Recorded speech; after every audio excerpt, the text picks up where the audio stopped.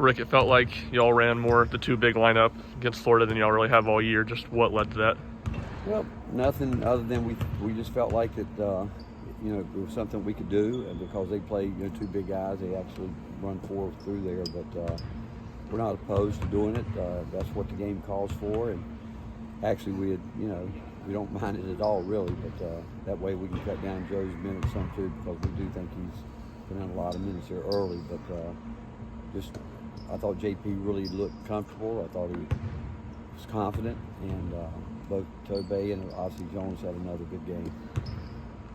Coach, I know minutes are always big, but this early conference play for JP, for Freddie, get a taste of it and really kind of start to appreciate the grind. How big is it for them to get the big win? It is, Rob. If they embrace the preparation, if they can come back each day, and that's where all the younger guys have started understanding how important listening and in terms of game preparation, and understanding too that at any point in time, they could be called on. But it's really it's neat watching them this time of year, and sometimes it takes guys less time. But normally, I would say it's normal for freshmen to maybe start understanding more about this time of year. But we're just happy that those guys their ability to start to prepare the right way is what's happening. What stands out about Alabama? Well, they're the number one offensive team in the country, and Mark Sears is true boy. He's playing great basketball. They've got a lot of really good shooters around him, and the thing that has impressed me is I think they've gotten so much better. Like most teams normally do with their defense, very efficient with that too. But the way they play, it's as you know, Nate's always done a great job with his team, putting them in the right spots to be effective and be efficient, and he's done it with this team. What does Mark Sears do to be such an effective scorer? Well, he can score it. You've got to find him early. If he can take it and go, really does a great job of squaring his shoulders to the rim and finds people. He can score it himself, but he knows that they've got those shooters in the corner for the most part. And I like the fact I think he puts the ball where it needs to be. What's the best course defensively to force a team that doesn't want to shoot mid-range jumpers into shooting mid-range jumpers? Well, it's hard to do that. It is. Because again, Nate has them so well coached and drilled that they know what they want and what they're looking for, and you can't give. They've got so many guys. You can't give them any daylight because they'll shoot it quick and get their feet set quick, and obviously they practice that. And so, if you go to sleep for just a little bit, somebody can get a good look at it. When you go back and watch film, is Dalton's play lately even more impressive than it is in the games?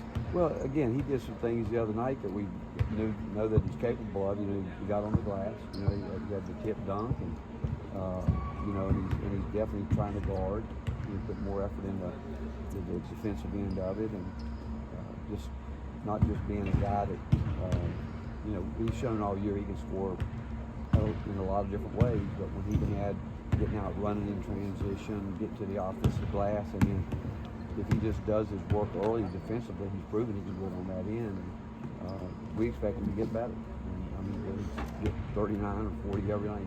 We don't expect that, but we do expect him to take his shots when he's open. And we also talked about with him in film, he had a chance to get off the ball a couple times quicker. That would have got his teammates with a better look at it. And all those things, as he sees different defenses, eventually he'll work his way through that too.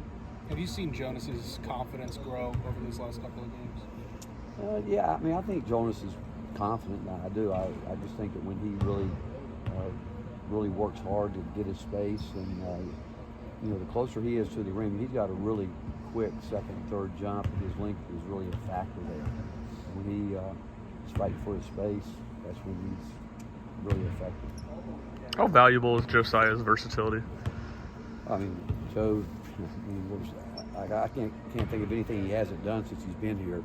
He's played every position on the floor for us, and continues to do whatever. Again, I talked about he and Santi, Jemima Meshack, and even Zakai. Those guys, even if they don't score a point, they impact winning some way, somehow. With what they do, both whether it's setting their teammates up on the offensive end, screening for them, getting them open, and defensively they fix each other's mistakes in a great way. Coach, what does it say about Santi as a teammate, but a guy that has been your leading scorer in the past? Is a prolific. I guess finding ways to help his team without scoring. Well, Santi's always done that. Even in, he loves to. Santi's one of the best defensive players in the country, and he's certainly offensively.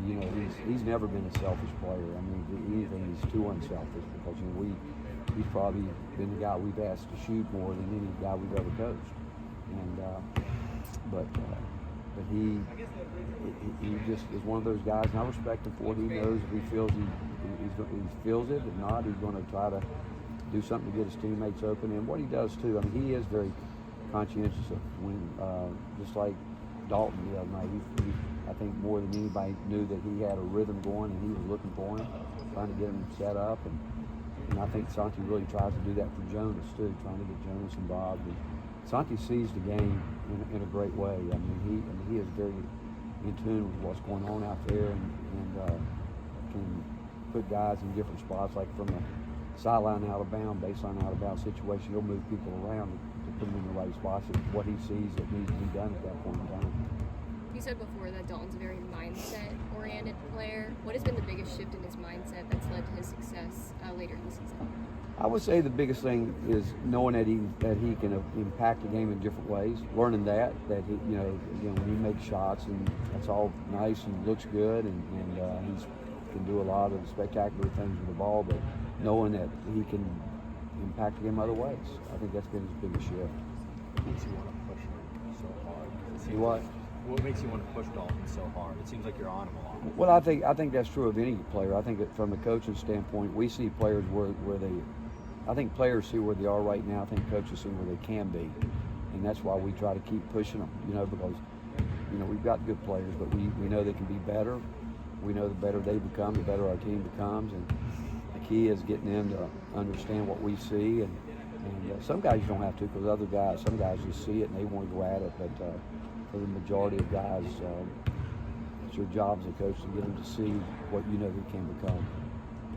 How prone is he?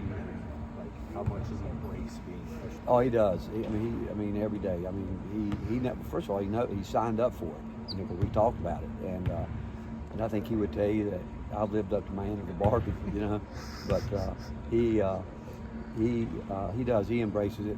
He's one of those guys that in practice he comes out here knowing that I'm going to get it. But I do it with all of them. I mean, I don't think he thinks anything about it other than that he's not ready to play. I'm going to try to light a fire up there. Anything else? I'm not sure if you're aware, but today's Dolly Parton's birthday. Do you have a message for Dolly? Keep singing.